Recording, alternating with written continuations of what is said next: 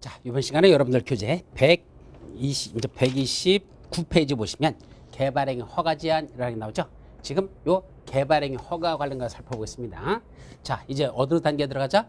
개발행위 허가 신청이 들어왔는데 지금은 안 돼요. 이러이러한 사유 때문에 지금은 허가 여부를 결정할 수 없어요. 돌아가셨다가 일정한 시점에 지나서 다시 와보시면 그때 허가 기준에 맞으면 허가 처분, 안 맞으면 그때 가서 불허가 처분할 거니까 지금 당장은 허가 여부를 결정할 수 없고 허가 여부를 유보시키는 제도를 뭐라고 한다? 개발행위 허가의 제한이라고 한다. 개발행위 허가를 지금은 안 내주고 제한한다. 허가의 제한이라고 한 거. 한마디로 일정 기간 유보하는 제도 이렇게 기억합니다. 불허가 처분하고 다르다는 걸 아까 말씀드렸었죠. 자, 그럼 개발행위 허가는 누가 제한할 것이냐? 첫 번째 제한권자입니다. 또 누가 제한할래? 자, 원칙은 누가 제한할까? 원칙은 됐다. 자, 책에 있는 거하고 조금 다르게 설명할게. 원칙은 뭐랍니까? 허가권자들이에요. 자기가 허가 내주는 사람들이 이 사람들이 허가 신청이 들어온 사람들한테 아줌마 지금은 안 돼요. 이러이러한 사유 때문에 지금은 내가 내줄 수가 없어요. 라고 바로 허가권자들이 제한한다 이 소리입니다. 그럼 허가권자가 누구였었죠? 자기 관할국에서는 자기 관할의 장입니다. 바로 특광, 특시, 특도, 시장, 군수. 특광, 특시, 특도, 시장수 관할의 장들이 자기들이 허가권자니까 지들 지역에서 여기는 서울특별시장이 허가 신청이 들어오면 서울특별시장이 지금은 안 돼요 라고 지가 허가를 제한할 수 있다는 얘기입니다. 그럼 또 있을까? 예, 있어요. 또 누가 있을까? 예외적으로 누가 있을까? 대빵들입니다. 이때 대빵 하면 누구 있을까? 최고대빵, 국장. 그 다음에 시장 군수에는 대빵, 도지사. 시장 군수에 경기도 도의사 있잖아. 도의사. 이 사람들이 제한합니다. 그럼 국토교통 제한은 누구 걸 제한하죠? 허가권자들 걸 제한하는 겁니다. 이 허가권자 6명한테 뭐라고 말한다? 아그들아, 니들 지역에 관할구에 니들 지역에 이러이러한 개발행위 허가 시에 들어오면 당분간 이건 허가 내주지 마라 라고 최고대빵인 국장이 허가권자들 전체 걸 제한할 수 있습니다. 이 사람도 제한자. 자, 누구도 있을까? 도의사도. 누구 걸 제한할까요? 도지사는 다 제한하는 게 아닙니다. 시장하고 군수 것만 제한할 수 있습니다. 왜요? 경기도 도의사가 서울특별시장한테 야 서울특별시장 이러이러할 때는 당분간 니들 서울특별시에서는 허가 내주지 마 라고 하면 서울특별시장이 경기도 도의사 보고 뭐랄까? 네가 뭔데? 라고 합니다. 같은 동급끼리는 서로 제한하고자 하시고 하는 게 그 있을 수 없어요. 동급끼리는 항상 뭐 한다고 하죠? 협의한다고 하지. 동급끼리 서로 제한하는 건 있을 수 없습니다. 위에 있는 자가 밑에 있는 자를 제한할 수 있다. 이렇게 해야 됩니다. 따라서 도지사는 자기 밑에 있는 시장, 자기 밑에 있는 군수들한테 당분간 시장 군수들 이러이러한 사유가 있을 때는 허가 내주지 마라 라고 제한할 수 있다는 얘기죠. 이걸 다시 묶어버리면 어떻게 되죠? 이걸 묶어버리면 최고 높은 대빵이 누구죠? 국토교통장관. 그 다음에 특광, 특시, 특도, 도지사. 특광, 특시, 특도, 도지사. 이 사람들을 묶어서 우리 뭐란다? 시, 도지사. 마지막 남은 게 누구죠? 시장, 군수. 바로 이 자들이 제한권자가 된단다. 쏘는 게 바로 그 말이에요. 그래서 이 자들이 제한권자다라고 이렇게 나온 건 바로 저걸 바탕으로 해서 이런 표현이 나온다는 것. 그럼 이거 어디서 많이 들었는데 이게 뭐죠? 도시군 관리계획 위반권자들. 도시군 관리계획을 위반하는 건 원칙적으로 관할의 장들인데 예외적으로 국장이나 도지사가 위반하는 경우도 있다. 그래놓고 이 자들을 높은 자부터 다시 쓴다. 국장, 시도사, 시장수가 도시군 관리계획을 위반한다. 그렇게 정리한 적이 있었습니다. 자, 이제 돌아와서 다시 그 밑에 보면 그때 제한하는 사유 거기 다음의 어느 하나에 해당하는 지역으로서 도시군 관리계획상 특지 필요하다고 인정되는 지역에 대해서는 개발행위 허가를 제한할 수 있다. 다음 같은 지역 중에서 도시군 관리계획으로 특지 필요하다고 인정되는 지역이랍니다. 그게 바로 제한 대상 지역입니다. 어디다 제한할 거냐? 제한 대상 지역은 아무 데서나 그렇게 제한하는 게 아니고 다음 같은 이러한 경우에만 제한 사유라고 쓰자. 그냥 간단하게 줄여서 대상 지역은 이러이러한 지역인데 제한 사유 이런 사유가 있는 지역에서만 제한한다 라고 합니다. 그리고 몇 가지가 있죠? 거기 보니까 쫙 열거해서 5가지가 나옵니다. 그래서 이것도 외우는 방법 5가지. 이것도 중요한 거야. 시험 문제에서 항상 부지기수로 난단다. 자, 그래서 첫째 뭐죠? 녹계 지역에서 녹계 지역 그랬어요. 녹계 지역에서 환경이 오염되면 계획을 수립하여 지구의 기반을 튼튼히 하자. 녹계 지역에서 환경이 오염되면 계획을 수립하여 지구 기반을 튼튼히 하자라고 이렇게 5가지를 써놓습니다. 그럼 이걸 뭐 해야 되죠? 또 말을 만들어야 돼. 녹계 지역이 뭐죠? 녹지 지역과 계획관리 지역을 묶어서 녹계 지역 이렇게 오라는 얘기야. 녹지 지역과 계획관리 지역에서 수목이 집단적으로 자라고 있거나 조수리 등이 집단적으로 서식하고 있는 지역 또는 우량농지 등으로 보존할 필요가 있는 지역들, 거기서는 일정 기간 동안 개발의 허가를 제한할 수 있습니다. 자, 녹지 지역과 계획관리 지역에서만이야. 다른 지역이 아니야. 수목이 집단적으로 자라고 있다. 수목, 나무들이 빽빽하게 모여서 자라는데 이게 무슨 나무입니까? 금강송이랍니다. 그럼 금강송이 한 300년 된 것들이 푹하게 자라는데 거기다 개발행위 허가를 해주면 금강송 전부 다 그거 다 잘라내야 되게? 그러면 그 귀중한 나무들이 안 되겠대. 당분간은 여기는 저 금강송을 딴 데로 이전시키거나 어떤 대책이 나오기 전까지는 허가 여부를 결정할 수 없다. 늘 돌아가 계시라. 나중에 일정 시간 지나서 그때 가서 허가 여부는 다시 그때 가서 보자. 지금은 안 된다. 이걸 개발행위 허가의 제한이라고 하죠. 녹지 지역과 계획관리 지역에서 수목이 집단적으로 자라고 있다. 조수리 등이 집단적으로 서식하고 있다. 거기다 어떤 철새 도래지 이런 데죠. 또는 우량농지 등으로 지금은 이건 까먹게만 하겠다. 안 되겠다. 보존할 필요가 있다면 당분간은 개발의 허가를 제한할 수 있습니다. 두 번째, 환경, 경관, 미관, 문화재가 크게 오염되거나 손상될 우려가 있는 지역들. 그 중에 시험 문제 나왔던 게 문화재예요. 환경, 경관, 미관, 문화재가 크게 오염되거나 손상될 우려가 있다라고 돼 있죠. 문화재가 손상될 우려가 있는 지역도 일정 기간 동안 개발의 허가를 제한할 수 있다라고 냈습니다. 자, 무슨 말이죠? 여기 지금 문화재가 있습니다. 근데 이 문화재가 있는데 여기는 예를 들면 어떤 것들이죠? 저 선사시대 때 거기 유적지입니다. 근데 선사시대 유적지 문화재가 있는데 그걸 갖다가 까먹게 우선 거기다 개발해버리면 유적지 사라지라고 당분간 개발의 허가를 안 되겠다. 당분간 유보하자. 이게 문화재가 손상될 우려가 있으면 그때도 당분간 개발의 허가를 제한할 수 있죠. 또 세 번째, 계획을 수립한다고 무슨 계획입니까? 도시군 기본계획이나 도시군 관리계획을 수립합니다. 자기 관할구역 안에서 관할구역에서 허가권자 내죠. 자기 관에서 뭘 수립합니까? 도시군 기본계획이나 도시군 관리계획을 수립합니다. 근데 도시군 기본계획이나 도시군 관리계획을 수립하고 있는 지역으로서 그 도시군 기본계획이나 도시군 관리계획이 결정될 경우, 그 계획이 결정될 경우 어떻게 됩니까? 용도지역, 용도지구 또는 용도구역의 변경이 예상되고, 용도지역이나 용도지구나 용도구역을 변경하는 도시군 관리계획이 수립되더라 이 소리입니다. 자, 그리고 예상되고 그에 따라 개발행위 허가 기준이 크게 달라질 거로 예상한답니다. 자, 그러면 예를 들면 무슨 계획에서 그래서 도시군 관리계획을 수립한답니다. 그럼 도시군 관리계획으로 수립하는 내용 중에서 몇 가지가 있었죠? 6가지. 용용, 개도시수, 기도정치, 입. 그 중에 예를 들면 용도지역을 변경했답니다. 용도지역 변경에 관련된 도시군 관리에 수립된답니다. 자, 현재 용도지역이 무슨 지역인데? 현재 용도지역은 거기가 예를 들면 계획관리지역이랍니다. 계획관리지역이었는데 이 계획관리지역이라는 용도지역을 뭐로다 변경한다? 그 계획관리지역을 이번에 제3종 일반 주거지역으로 변경했답니다. 그럼 계획관리지에서 제3종 일반주거로 변경하면 개발행위 허가 기준이 어떻게 될까요? 크게 달라집니다. 왜냐하면 계획관리지역에서 질 수 있는 건축물 하고 그때 건폐용종이라고 이 제3종 일반주거지역에서 질 수 있는 건축물 하고 그때 건폐용종이 허가 기준이 확 달라지거든요. 그래서 개발행위 허가 이거에 따라서 개발행위 허가 기준이 못한단다? 크게 변경될 거야 된다. 허가 기준이 이게 크게 변경된다. 바뀔 거로 예상된다는 얘기입니다. 그러면 이때는 개발행위 허가 시점이 들어왔으면 이때는 뭐 지려고 하는 거죠? 이때 개발행위 허가 시점으로 지금은 계획관리 지역이니까 계획관리 지역에서 건축할 수 있는 그런 개발행위 허가 시제에 들어왔겠죠. 그랬더니 허가권자가 뭐라고 얘기합니까?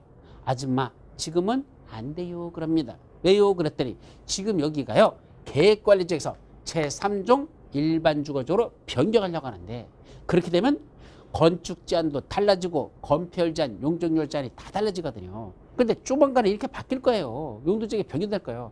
그래서 개발행위 허가 기준도 왕창 달라질 거니까 지금은 설령 계획관리지역이기 때문에 계획관리지역에서 지을 수 있는 건축물 허가 시제에 들어왔다 하더라도 지금은 유보시키겠다는 얘기입니다. 안 된다는 얘기입니다.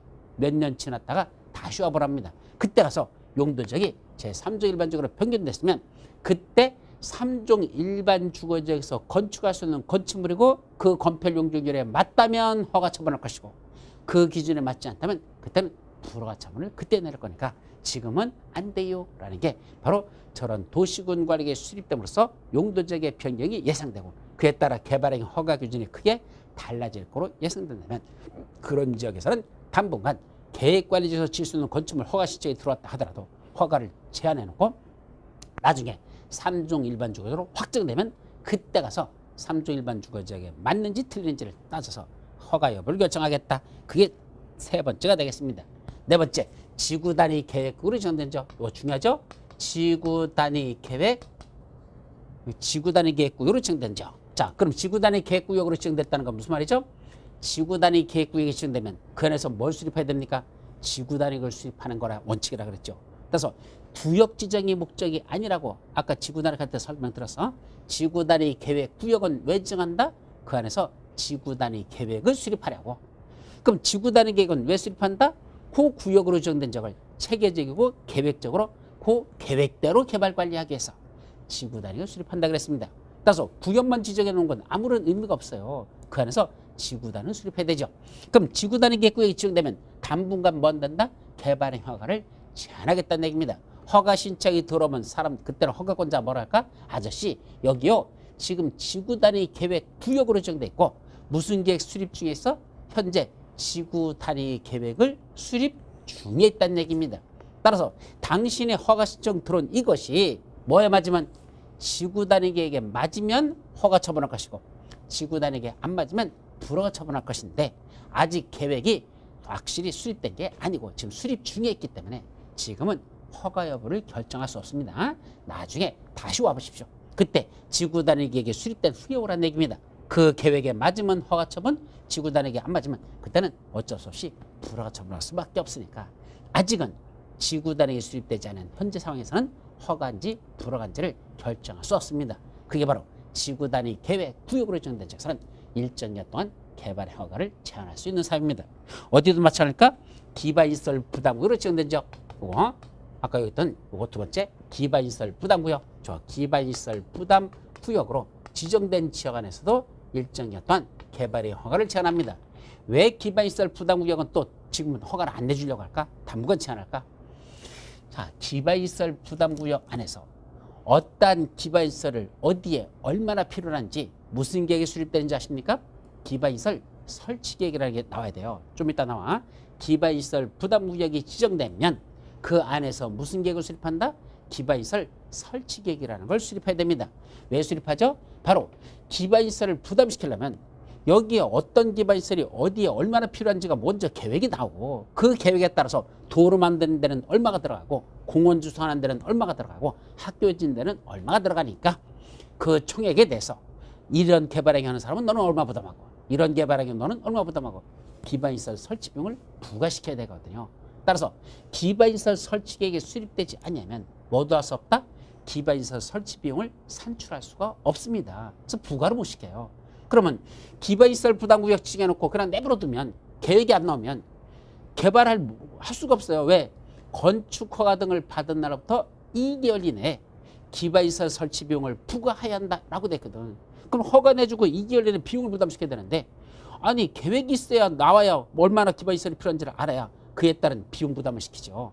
따라서 뭐가 안 나오면 기반시설 설치 계획이 수립되지 않으면 그 비용 부과도 할 수가 없기 때문에 그때 기반시설 부담구역이 지정되면 그 계획에 수립되는 동안만 당분간은 여기 허가 안 내주겠습니다. 기다리십시오. 라고 개발행 허가를 제한할 수 있더라. 기반시설 부담구역이 지정되면 그 안에서 기바에 있어서 설치 비용은 그 허가 내준 날로부터 2개월 이내에 부과라고 됐기 때문에 그때 기바에 있어서 설치 계획이 나오지 않으면 비용을 부담시킬 수가 없다. 따라서 기바에 있어서 부담 계획이 지정되면 그 계획이 수립되는 일정한 기간 동안은 개발의 허가를 제한하겠다. 그래서 요 5가지 사유가 있을 때는 개발의 허가를 제한할 수 있다는 것. 시험 문제 아주 잘 나오는 거니까 아주 밥 먹듯이 나요. 요 5가지 반드시 여러분들이 기억해 두셔야 됩니다. 그때 제한 기간 원칙적으로는 중앙도시계나 또는 지방도시계위원회. 자, 항상 말씀드리죠. 중앙도시계획위원회는 누가 들어가는 거죠? 국토교통부장이 들어갈 때는 중앙도시계획위원회고 국장 이 사람만 항상 중앙도시계획위원회 중도위라는 게 있고 나머지 시도사 시장을 쓸 때는 항상 지방자치단체장은 지도위가 들어갑니다. 지방도시계획위원회라는 뜻이죠. 그래서 국토교통부장은 중앙도시계획위원회의 심의 시도사나 시장소는 지방도시계획의 심의를 거친단다. 이거 항상 이런 절차라는 거 이거는 명심하시기 바랍니다. 따라서 거기 중앙도시계획이나 지방도시계획의 심의를 거쳐서 그건 저 허가 제한권자들이야 국장이 제한할 때 시도사나 시장소가 제한할 때 말이야 그때는 심의를 거쳐서 한 차례만 3년 이내 기간 동안 제한할 수 있습니다. 3년 이내라고 했는데 한 차례만이야 한 번만 3년 이내에서 제한할 수 있다가 대원칙이죠. 따라서 이 5가지 사유가 있을 때는 그때는 원칙적으로 제한 기간은 얼마란다? 제한 기간 원칙적으로는 그 도계위의 심의를 거쳐야 된다는 거. 심의를 거쳐서 한 차례만 얼마? 3년 이내에서 제한할 수 있다라는 거. 이게 대원칙이죠. 그런데 예외가 있습니다. 요 예외가 참 중요한 건데 아무 때나 아니고 3번 사유, 4번 사유, 5번 사유 이 3가지 사유가 있을 때만 요 3, 4, 5번 요거 있을 때만 그때만 그때는 도시계획의 심의를 거칠까 심의를 거치지 아니할까 이때는 도시계획의 심의를 거치지 아니하고 이것도 시험 문제 났었어요.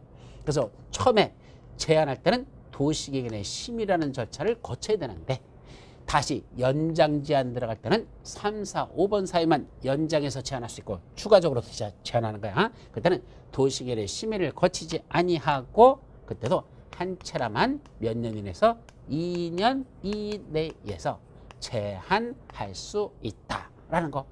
그러면 원칙은 도시계획의 심의를 거쳐서 한 차례만 3년에서 제한하는데 3번, 4번, 5번만 도시계획의 심의를 거치지 아니하고 한 차례만 2년 이내에서 제한할 수 있답니다. 그럼 이걸 다시 묶어버리면 1번 사유와 2번 사유는 1번과 2번 사유일 때는 최장 제한 기간이 몇 년이다?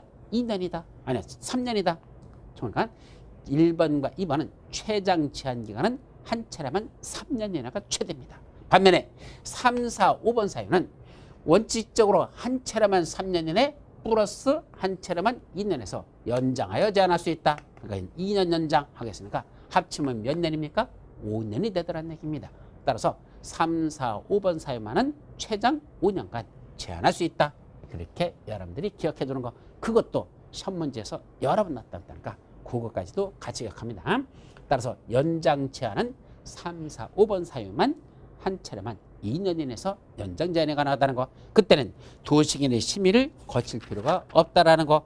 그게 130페이지 맨 위에 있는 내용이 되겠습니다. 자, 제한 절차. 국토교통부장이 제한할 때는 중앙도시계획의 심의를 거치고 시도사, 시장운수가 제한할 때는 지방도시계획의 심의를 거친다. 그 말씀드렸죠? 국장은 중도위의 심의, 시도사나 시장운수는 지도위의 심의를 거친다. 라고 되어 있고 그때 개발의 허가를 제한하는 자가 국장이거나 시도의사, 최고대빵이거나 중간대빵이 개발의 허가를 제한할 때는 누구의 의견을 듣는다? 쫄다고 시장 군수의 의견, 제한된 시장 군수의 의견을 들어야 된다라고 했잖아. 그래서 도시계획의 심의 전에 미리 제한을 하는 관할 시장 군수의 의견을 들어야 된다. 그러면 4번 같은 제한 절차도 이걸 외워야 될까요? 옛날에는 이 제한 절차 같은 건 거의 시험 문제 안 났었어요. 초기에 나오다가 제가 이런 건 공인중개사가 뒤져라고 외울 내용이 아니다. 이건 누가 외워야 된다? 제한하는 자들이, 제한권자들. 아까 국장, 시도사, 시장소 제한권자. 쥐들이 야 제한하려면 도시계획의 심의 거쳐야 되고 국장이나 시도사는 밑에 있는 시장수의 의견을 들어야 된다. 쥐들이 그런 절차 거치면 되지. 공인중개사가 그것까지 외울 필요가 뭐 있느냐 이겁니다. 공인중개사는 뭐만 하면 돼? 야, 요번에 이 지역에 개발행 허가 제한이 떨어졌대. 그 개발행위 허가 제한 지역이 구체적으로 어디서 어디까지지? 그때 제한한 내용이 몇 년이지? 이런 것들, 이게 중요한 거지. 무슨 도시계획 심의를 거치는지 뭐 시장군수의 의견을 듣는지 그건 지정 제한권자가 지가 알아서 하면 되는 거지. 왜 중개사가 거기까지 해야 되느냐는 얘기입니다. 근데 최근에는 이런 제한 절차도 시험 문제에서 출제를 합니다. 왜? 떨어지라고. 이런 복잡한 내용을 내므로써 여러분들이 다 암기할 수 없으니까 그런 것도 시험 문제 내버리는 이런 한마디로 싸가지 없는 문제들이 나고 있다라는 것만 이해합니다. 자, 그리고 제한지역 등의 사전 고시. 이건 뭐죠?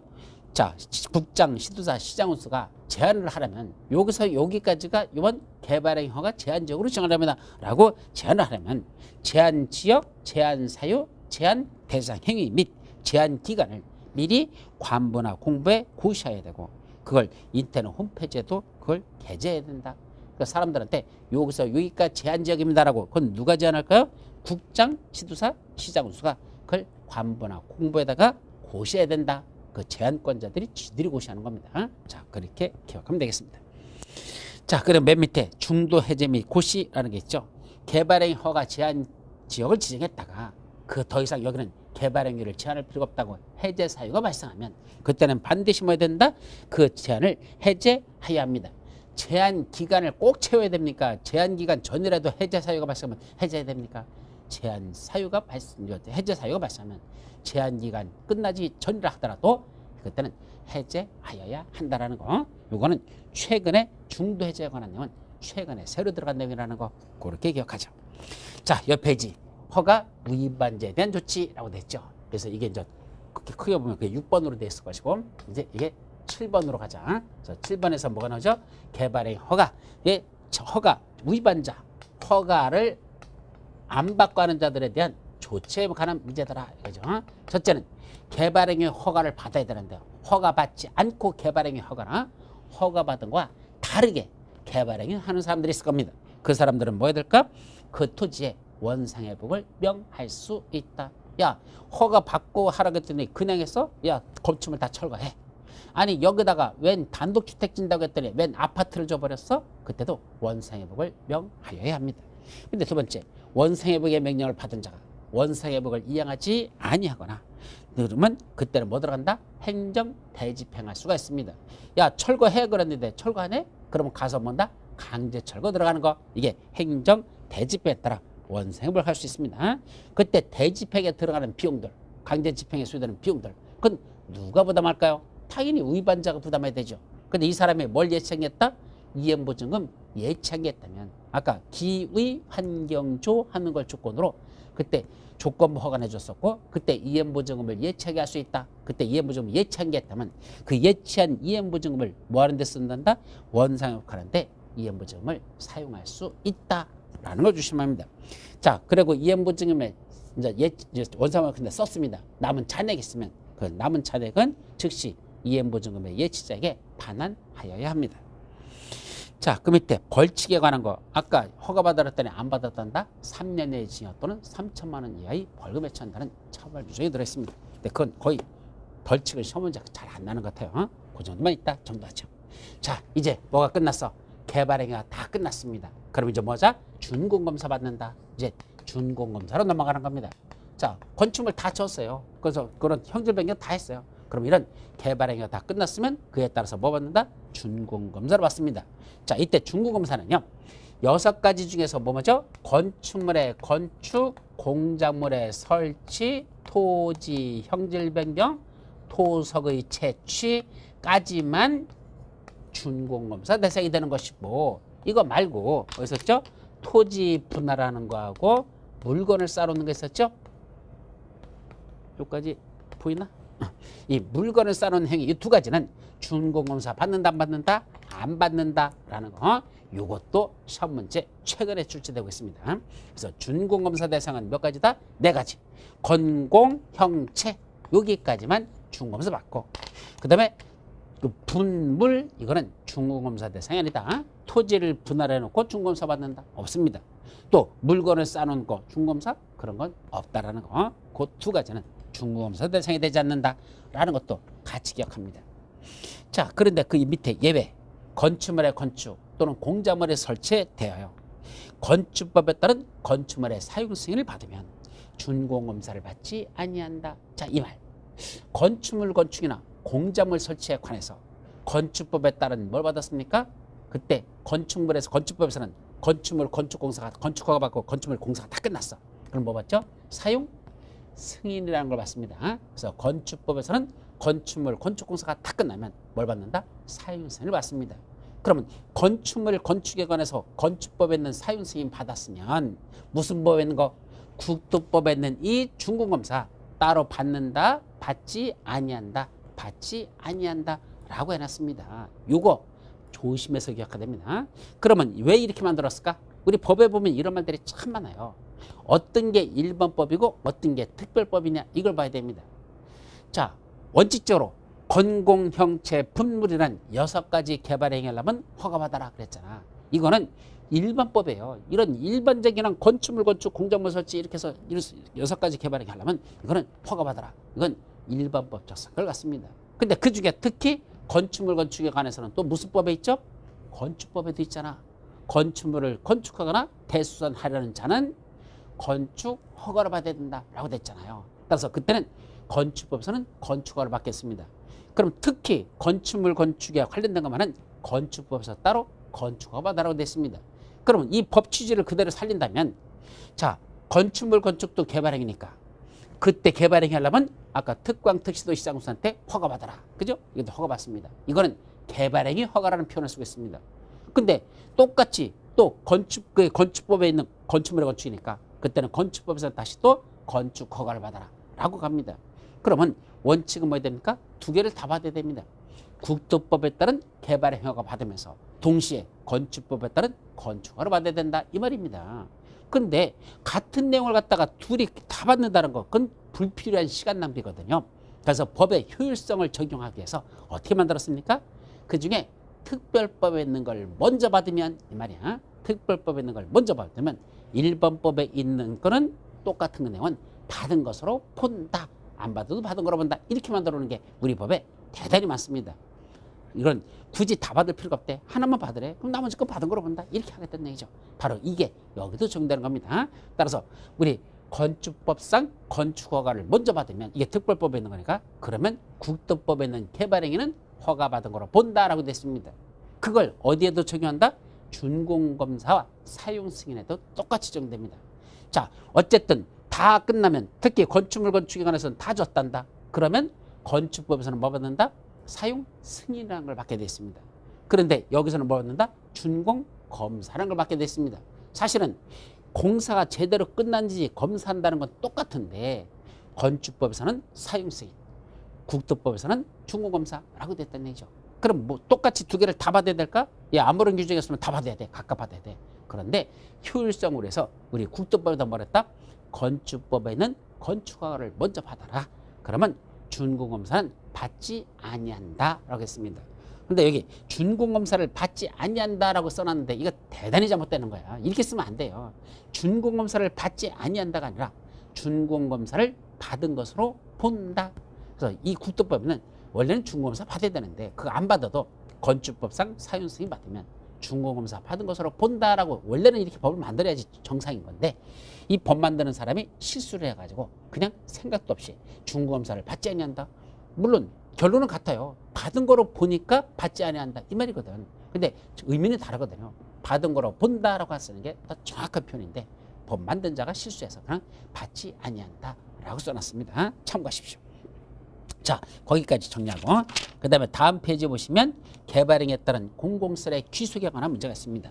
자, 그 중에 귀속 개발행위에 따른 공공시설의 귀속 이게 또 뭘까요? 한번 이것도 여러분들 그림으로 여기다 정리하자.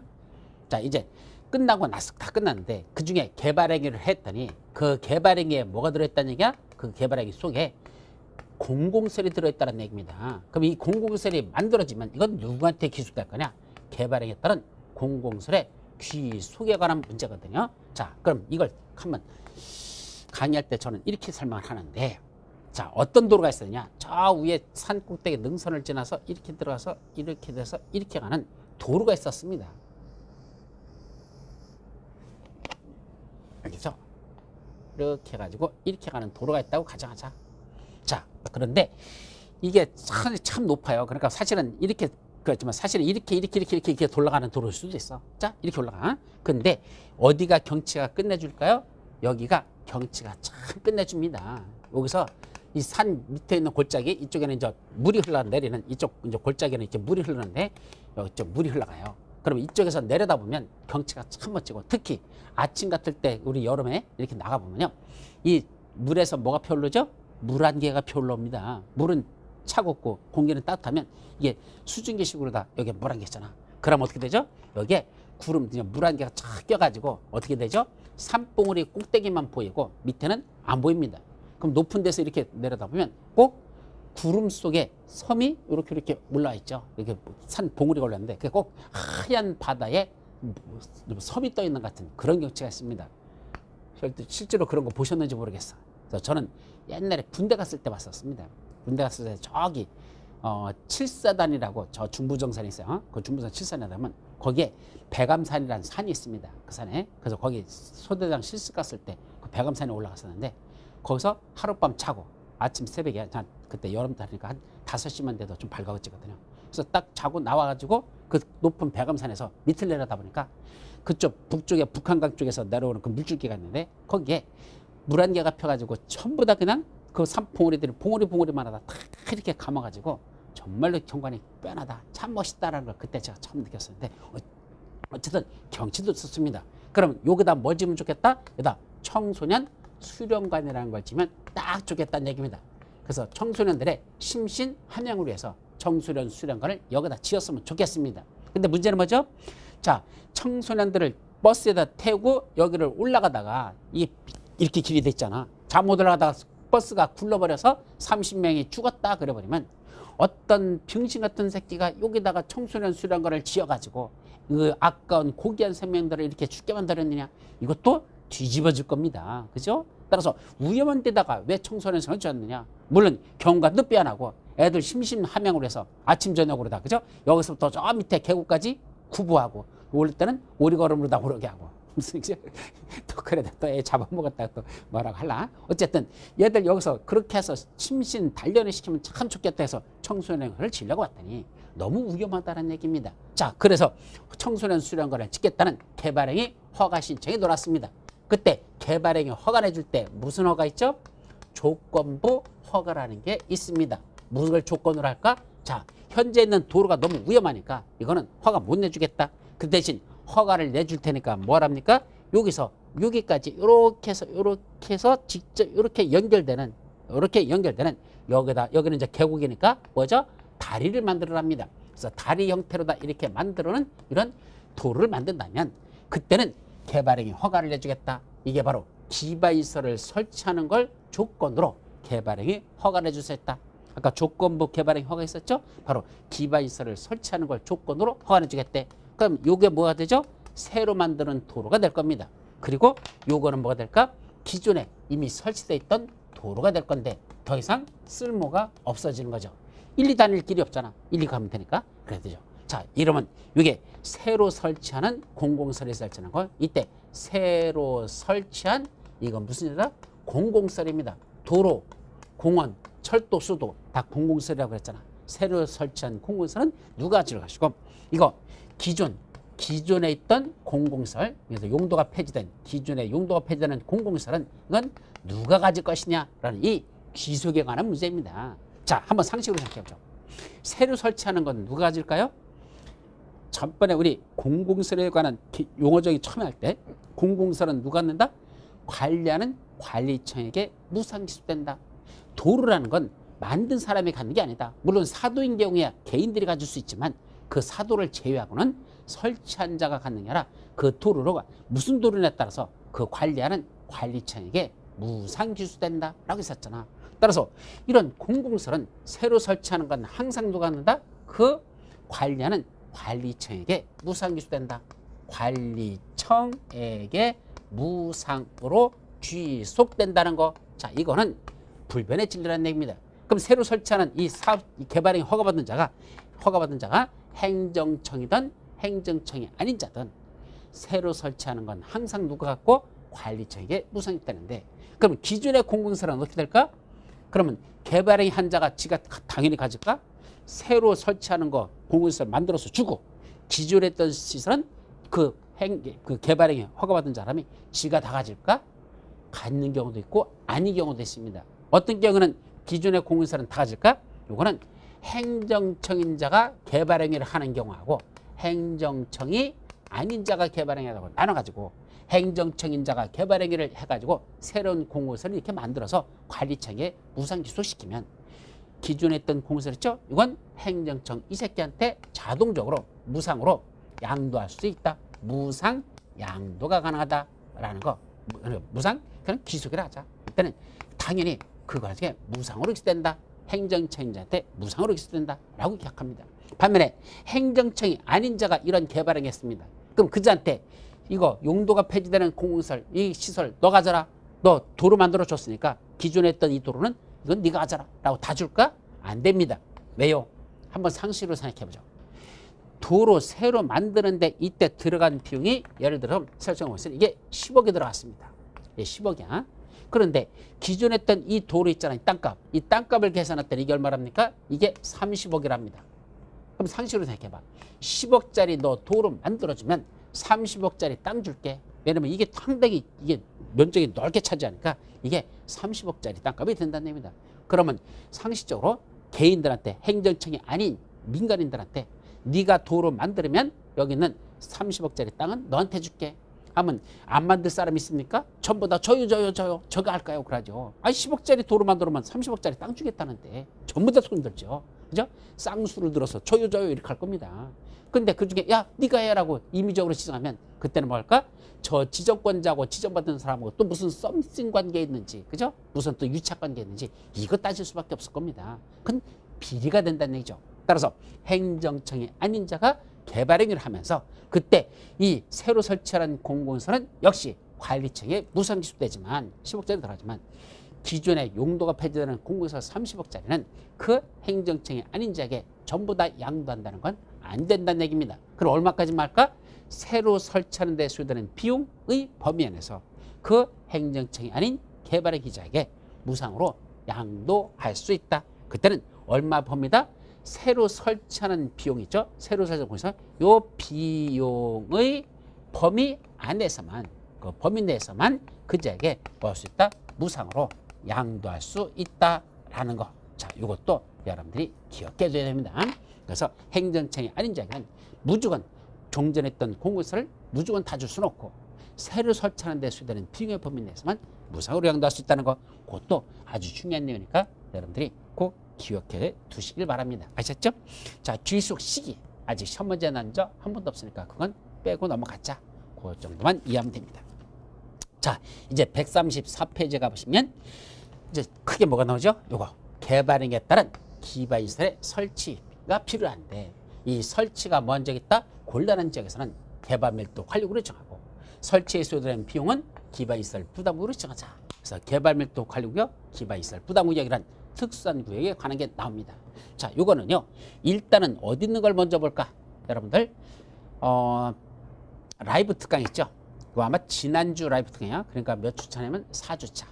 4주차 라이브 특강 있는 거기 있는 데 보면 자료가 있어요. 그래서 라이브 특강을 만약에 혹시 그 1시간짜리 강의인데 들을 시간이 있으면 들으면 좋겠습니다. 라이브 특강. 근데 들을 시간이 없으면 거기 들어가서 뭐라 보자? 자료라도 출력해 보십시오. 거기 보면 개발밀도 관리구역, 기반시설 부담구역 두 가지를 좌측 우측으로 나눠서 표로 다 만들어 가지고 몇 페이지로 다 이렇게 만들어 오는 게 있는데 거기에 중요한 건 다 들어있으니까 그거라도 여러분들이 출력해서 공부되어 있으면 보도록 하고 만약에 두 가지에 대한 공부가 좀 부족하면 아예 라이브 특강짜리를 그걸 한번 들어보는 것도 괜찮다. 그래서 라이브 특강에 들어가는 자료들은 전부 다 비교 자료로서 중요한 것들입니다. 시험 문제에서 잘 나는 것들이니까 꼭 나는 것들이야. 그러니까 그건 뭐 라이브 특강이 7번밖에 안 하거든요. 그래서 인저서 4번 끝났어. 아주 3번 남았는데 그 자료만이라도 꼭 확보해 보는 건 좋겠다라는 걸 말씀드리죠. 자, 먼저 그럼 개발밀도 관리구역이라는 건 뭐 하는 적일까? 용어정의 의의부터 정확히 알아야 됩니다. 개발밀도 관리구역이란 그렇죠? 개발행위로 인하여. 자, 여기다 지금 그래서 그림으로 그리면 이런 식의 썼죠. 자, 여기에 지금 이렇게 도로들이 쭉 나 있는 이런 지역이 있습니다. 근데 이 지역에 뭐 있단다? 이미 건축물들이 가득 차 있습니다. 그래서 이 지역에 보면 바로 여기도 건축물들이 지금 빌딩이 들어차 있고, 여기도 빌딩이 들어차 있고, 빌딩들이 있어. 여기도 빌딩이 있고, 여기도 있고, 여기도 있고, 지금 건물들이 우죽순식으로 다 들어차 있다는 얘기면 많이 들어차 있어. 근데 문제는 여기에 아파트를 아직 짓지 않고 있는 땅이 있었단다. 그래서 요번에 여기다 뭘 지려한다? 아파트를 건설하려는데 몇 세대? 원칙적으로 3,000세대를 지으려고 원래 땅을 남겨놨었습니다. 아직 개발하지 않고 건설업자가 이 땅을 좀 가지고 있었죠. 근데 아파트 경기가 참 호황이 부려. 그래서 뭐 분양만 했다면 뭐 300대 1, 뭐 지금 끝내줍니다. 뭐 하자는 얘기야? 야, 아파트 이번에 분양하자. 새로 짓자는 얘기입니다. 근데 문제는 뭐죠? 아파트를 새로 지으려고 봤더니 3,000세대를 지면 차량이 몇 대가 늘어납니까? 3,000대가 늘어난다고 봐야 되죠. 이 지역에. 또 여기 가구들이 들어오면 꼭 무슨 독신만 들어옵니까? 부부만 들어옵니까? 애들이 안 따라옵니까? 아파트니까 당연히 애들도 같이 들어오죠.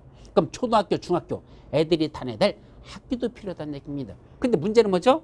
여기 학교가 있긴 있었어. 근데 여기는 학교가 뭐죠? 이게 너무 규모가 적어가지고 지금도 주변에 있는 학생들 통학 여기다 지금 들어오기도 지금 꽉 찼는데 여기 아파트 3,000대 들어오면 여기는 이제 더 이상 수용 능력이 안 된다는 얘기입니다. 더 증설하거나 아니면 새로 학교를 지어야 됩니다. 자, 첫 번째 3,000세대가 늘어나면서 자동차가 3,000대가 늘어나면 현재는 이 도로폭으로 봐서는 이 도로로 봐서는 차량 지체가 현저히 심각한 문제가 나올 수 있다는 얘기죠. 자동차가 아침에 출근 시간만 되면 3,000대가 한꺼번에 쏟아져 나올 거 아니에요. 그러니까 도로가 이건 도로가 아니라 주차장이 되는 그런 심각한 문제가 발생할 수 있겠다. 차량 통행이 현저히 지체되는 문제가 생길 수 있다. 두 번째, 기존에 있던 학교의 수능력이 부족해가지고 애들이 새로 전학해서 들어갈 만한 그런 능력이 없다는 얘기입니다. 그래서 애를 보내야 되는데 여기서 1시간 동안 차 태워 보내야 되는 그런 먼 거리에 학교에 있어서 글리 보낼 수밖에 없다라 심각해졌죠. 그럼 뭐 하면 되죠? 새로 설치하면 되죠. 첫째, 도로 넓히면 되죠. 기존에 있던 도로 3차선 도로였었어. 몇 차선 만들어? 20차선 도로 만들면 될 거 아니야. 학교 새로 치면 되지. 삐까뻔쩍하게 5층짜리 쫙 올리면 되지. 문제는 뭡니까? 설치에 소요되는 비용이 천문학적으로 들어갈 수 있다는 얘기입니다. 다시 말하면 도로 내는데 전번에 성남이었나 옛날에 그랬을까요? 어디에 도로를 내는데요. 그 도로 넓히기 위해서 보상비가 난 걸 계산해 봤더니 그 보상비가 얼마가 났더냐? 금으로다가 도로를 깔으면 들어갈 그 돈이 보상비로 들어갔답니다. 도로를 금으로 깔아야 된대요. 그 금 얇게 깔 수 있잖아. 그거 다 쫙 깔으면 그게 도로를 만든답니다. 그 도로 만드는 데 들어간 보상비가 금으로 다 깔 수 있는 그 양이 들어갔답니다. 그래서 그것도 1.2km였나? 얼마 도로 내는데 그 어마어마한 수천억이라는 돈이 들어가가지고 그 금으로 깔아도 될 만큼 돈이 들어갔답니다. 그래서 그때 논쟁이 있었어요. 굳이 그런 막대한 비용을 들어가면서까지 여기다 도로를 내야 되느냐라는 그때 논쟁이 있었는데 설치할 때는 뭐죠? 어쩔 수 없는 거야. 하루 이틀도 아니고 1년 내내 만성 교통체증이 일어나죠. 그거 방치해야 됩니까? 어떻게든 넓혀야 됩니까? 넓혀야 되죠. 그 도로를 넓히지 않으면 그 시간 낭비되는 그게 돈으로 따지면 새로 도로 내는 것보다 어마어마한 돈이 더 들어가는 거로 볼 수 있다는 얘기죠. 우리 아침에 출근할 때 교통체증이 일어나는 거 있잖아. 그거로 인해서 우리 사회적 비용이 얼마나 들어가는지 아십니까? 어마어마한 비용이 들어갑니다. 그러니까 그걸 해소하기 위해서는 돈이 많이 들어가도록 도로를 내야 되겠다라고 해서 만든 겁니다. 그게 가능하다면 그렇게 하면 좋죠. 근데 문제는 뭐죠?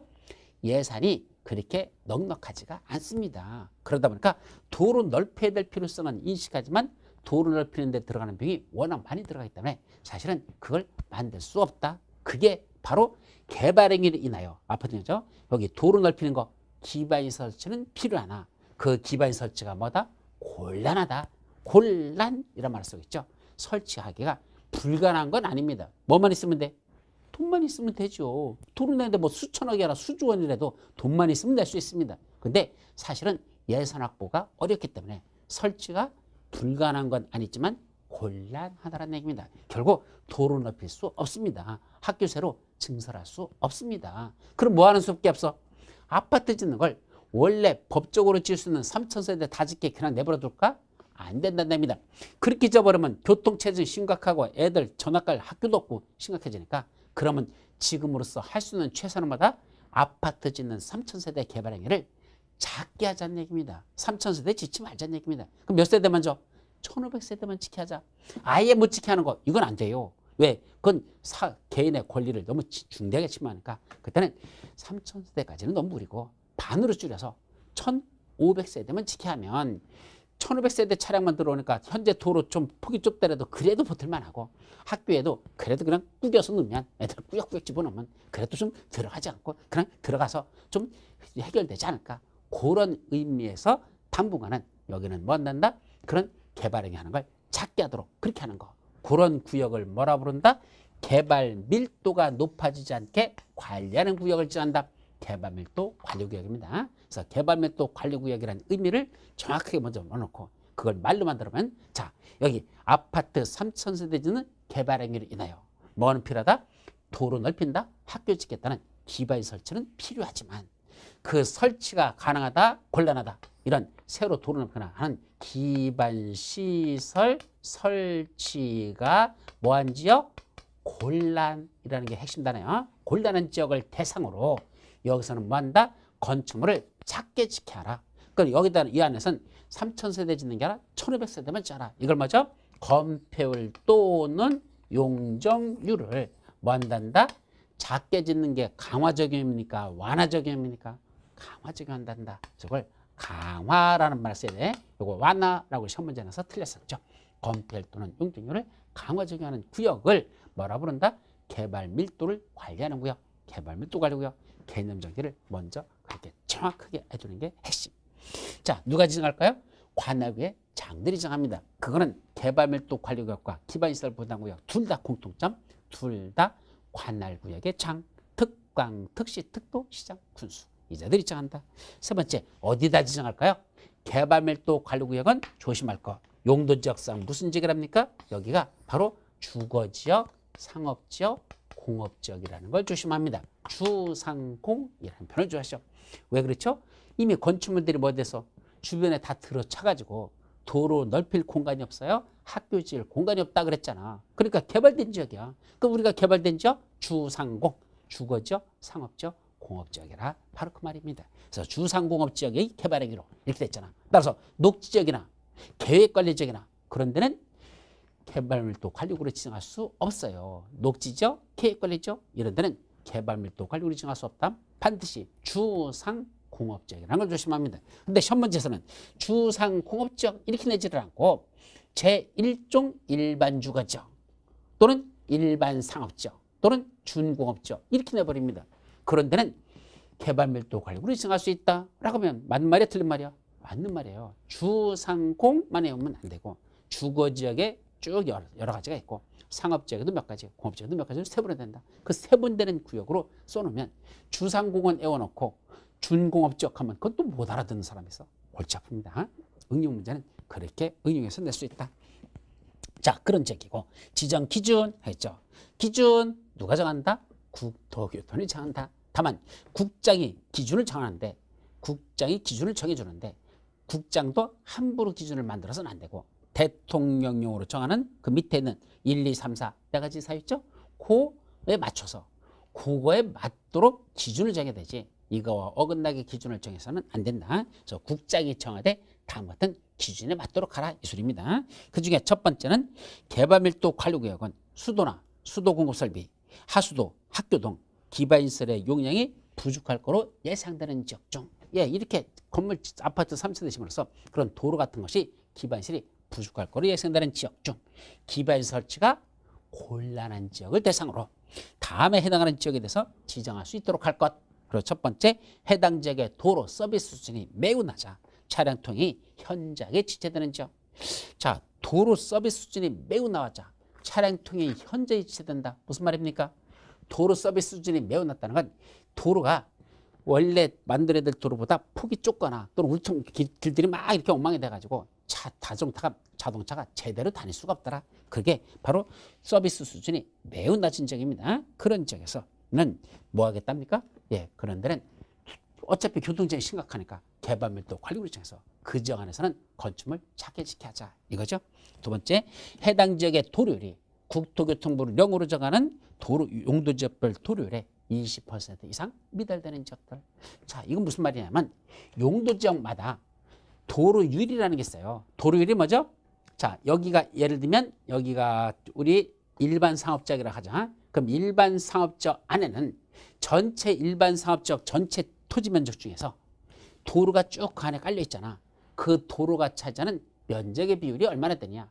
전체 일반 상업지역 안에 있는 토지 면적 중에서 도로가 들어가 있는데 이 도로가 차지하는 면적, 그 도로 차지하는 면적이 뭐 도로폭 곱하기 길이 하면 그 각각의 면적들이 나오잖아. 그걸 다 합치면 이게 뭐가 된다? 전체 대지에서 전체 그 용도지역 안에서 도로가 차지하는 면적의 비율, 이걸 뭐라 부른다고? 도로율이라고 합니다. 이 도로율이 국토교통부령에 보면 각 용도지역별 도로율이라는 걸 만들어 놨습니다. 다시 말하면 사람들이 많이 다니고 차량 통행이 많은 지역은 아무래도 도로가 넓어야 됩니까? 좁아야 됩니까? 도로가 넓어야 되겠죠. 많이 차지하죠.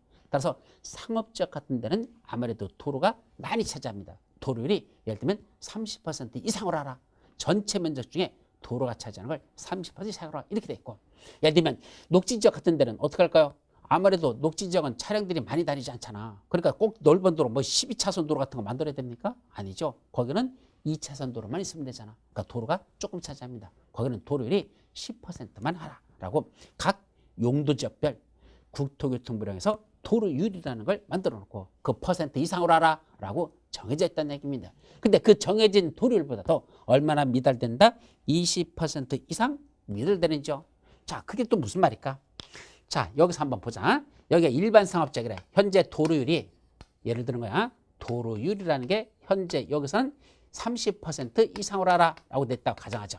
그럼 30% 이상이니까 만약에 일반 상업지역의 현재 전체 대지 면적이 1만 제곱미터라면 전체 대지 면적 일반 상업지역이 대지 면적이 1만 제곱미터라면 그때 도로가 차지하는 건 30% 3천 제곱미터 이상을 도로 부지가 되도록 하라 이 소리입니다. 그런데 그래서 도로의 30% 이거에 얼마나 미달된다?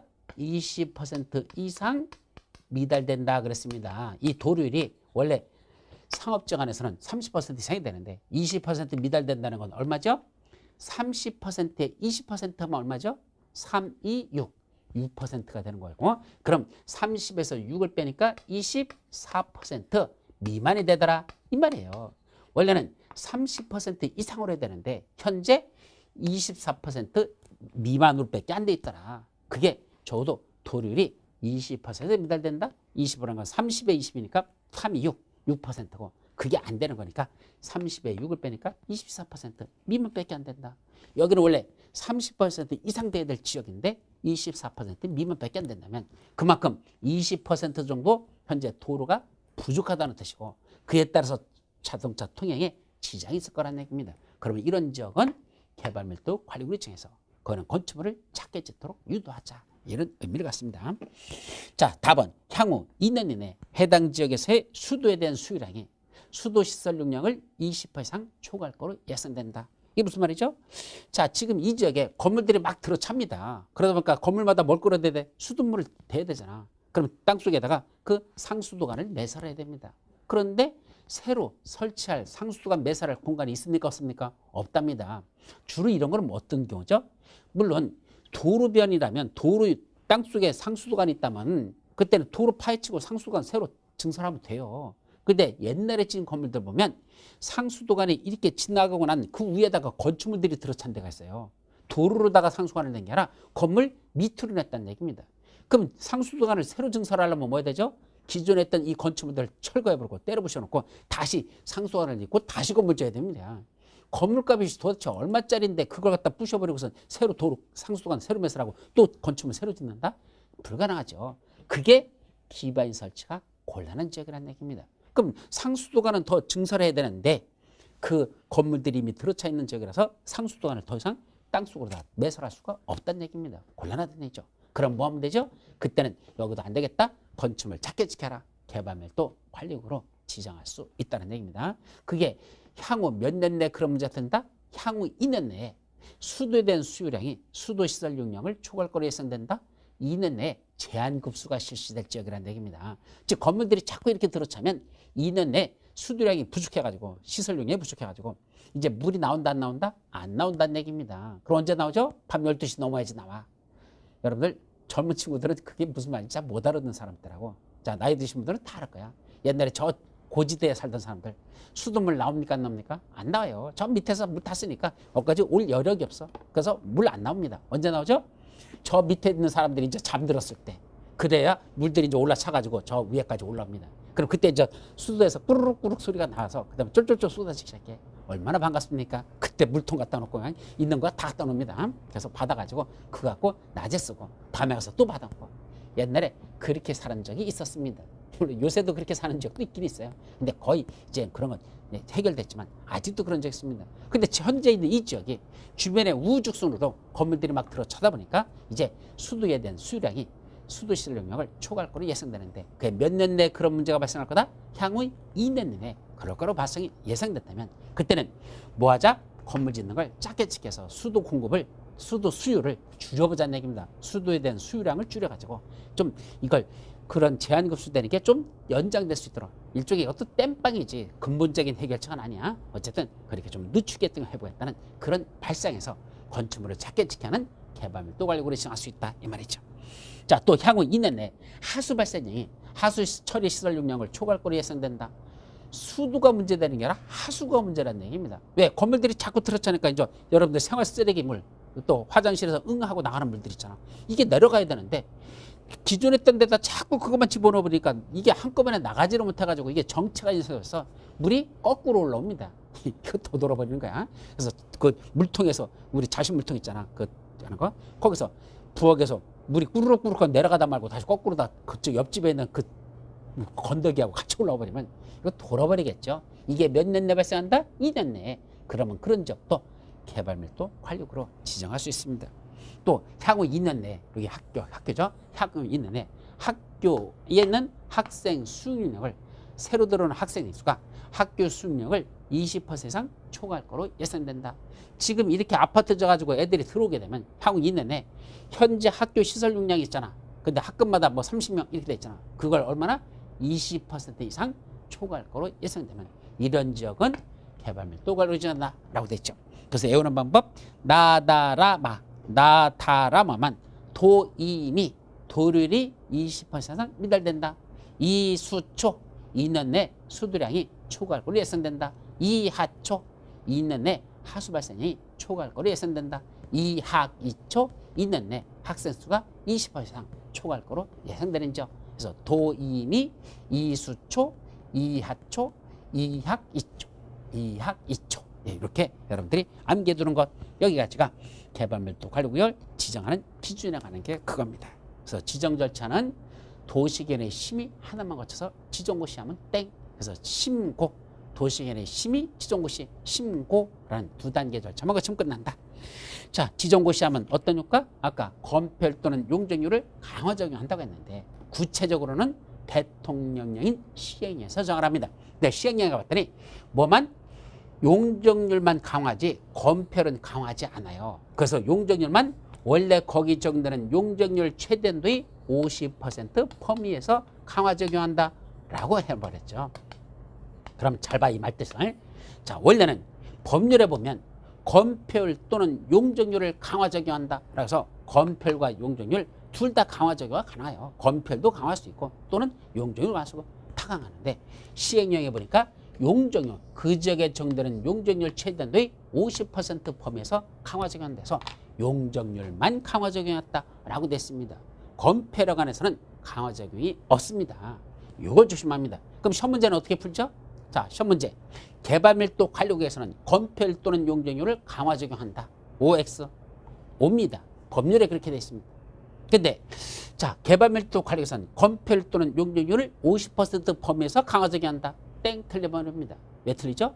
그때는 건폐율 또는 용적률을 50% 범위에서 강화 적용한다면 틀리는 이유는 50%라는 구체적인 수치가 들어가면 강화되는 게 얼마나 강화한다는 50%라는 구체적인 수치가 들어가면 그때는 용적률만 들어가야 되지. 그때는 건폐율이 들어가면 틀린다는 거. 따라서 구체적인 수치가 없을 때는 건폐율 또는 용적률을 강화하게 한다. 맞는 문장. 50% 범위에서 그 지역에 정되는 용적률 최대한도의 50% 범위에서 강화하게 한다. 할 때는 용적률 최대한도의 50%라는 말을 써야 된다는 거 아셨죠? 그것만 여러분들이 조심해서 기억해 두시면 됩니다. 여기까지를 개발밀도 활용에 관한 사항. 자, 이제 잠시 쉬었다가 기반시설 부담구역부터 마지막 시간으로 들어갑니다. 쉬었다 가시죠.